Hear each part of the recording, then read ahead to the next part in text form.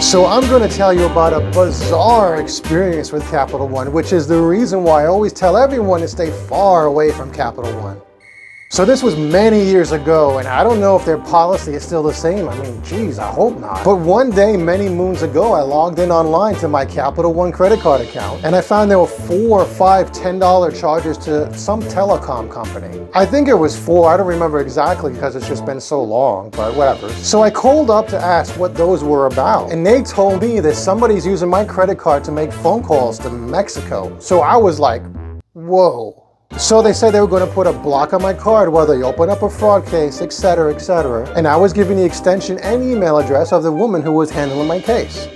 By the way, make sure you watch this entire video because it gets weird as time goes on. So mind you, I think, and I can't be certain because it's so long ago, but I think this is the first time in my life I've ever had a situation where a thief has used my credit card. But if this were to happen today, the normal procedure that I have become accustomed to is that they cancel out your card number, they reissue a new one, you wait like a week, 7 days for the new card to arrive in the mail, and then your old card number is just no longer active. But anyways, I wait for this investigation to happen. A week or so passes by and I don't hear anything. I send an email to the woman who was handling my case.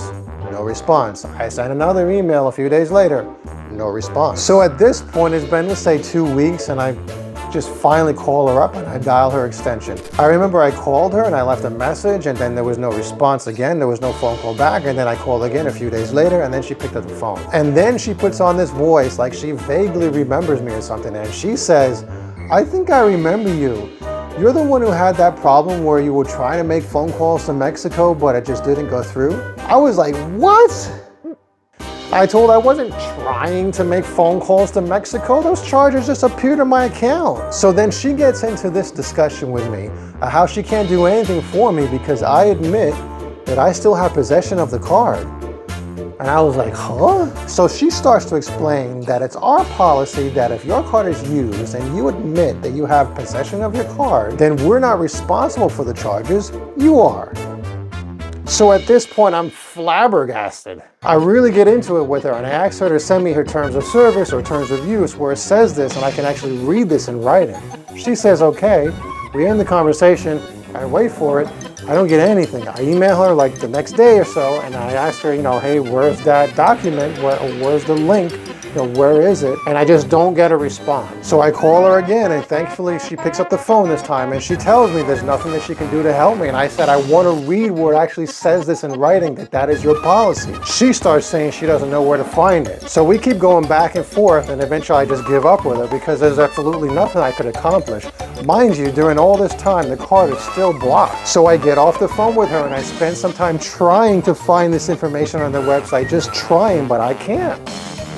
So the next day or so, I call back, but this time I don't dial her extension. I instead speak to some random person who picks up the phone and I explain the situation to see if I can get some help. I explain to him what's going on, saying this woman is out of her mind. She doesn't know how to produce this rule in your terms of use or where I can find it in your site or anywhere for that matter. So he tells me, and in a sincere voice, he says, I know this is not going to be what you want to hear, but I do know that there is a rule that we have that you are responsible for the charges on your card if you do admit to having possession of the card. And if you admit to having possession of the card, then you are responsible for the charges on the account. And he goes on to say, I just don't know where this can be found in writing. I'm just aware of this rule.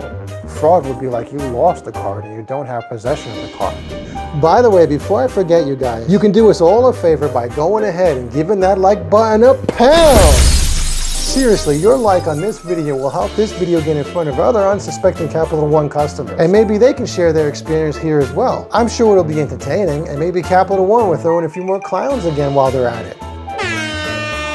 So I told the guy, look, I'm done. I've already wasted enough time on this. It's already not worth my time anymore. Like, I don't know what else to do. This is just like $40. Like, what do I do? Get a lawyer or something? This is just not worth it. It's just mad. I just want to cancel my card. So mind you, I had another Capital One card too that I wasn't using. It had a zero balance on it. And I told them I want to cancel that one. So that other card with the zero balance went into a cancellation process. I'll get to that in a minute. It's another fiasco. The clown story continues. But the disputed card had a balance on it, so I had to pay that thing down first, and then I can call back and cancel it. So it took me a couple of weeks to pay that thing down and get it down to 0 so I can call up and give them a call and cancel it. So then I call back and I go through the cancellation process for the disputed card. So they say that there's a 60-day cancellation process, which is what I mean when I say process. So during that time, I can't use the card at all. And if I do, then the cancellation process will end and I have to restart the cancellation process all over again. They suggest, to be sure that I don't use it, that I should remove all monthly recurring charges from the card. I'm like, yeah, this card is blocked anyway, so it's not like I can use it. So then 2 months go by, and apparently there was some $19 monthly charge that I had forgot to cancel. And then suddenly I get 2 charges on this credit card account from the same company on the same day. I don't know how it worked out like that, but anyway, I call up Capital One and I asked them, how on earth did this happen? The card was blocked. They said I should have canceled the recurring charge because now the card is out of its cancellation status and I have to go through the whole process all over again for another 60 days. And I'm like, dude, the card was blocked because of a fraud issue. How did this even go through in the first place? They said because when the card goes into a cancellation status, the block is removed. And I'm like, huh? So I told them, look, I didn't agree to that. And I went on to tell them, look, you better put the block back on the card because the card number itself is compromised and a thief has stolen the number and can use it at any time. They start telling me if I want to put it back into a cancellation status, the card cannot be blocked. And I have to agree to remove the block if I want to cancel the card. Then we start going back and forth and I tell them I don't agree to that. I want to cancel this card and I don't agree to lifting the block at all. And the guy is saying things like, but sir, you have to agree to lift the block if you want to put it to a cancellation status. I told him, no, I don't agree to that. You are not a trustworthy company. The reason why I want to cancel my card is because you are not trustworthy. Someone has stolen my card number and they can use it at any time. If I don't block it, well, it's in a cancellation status. And if they use my card, they're going to cancel out this cancellation status all over again.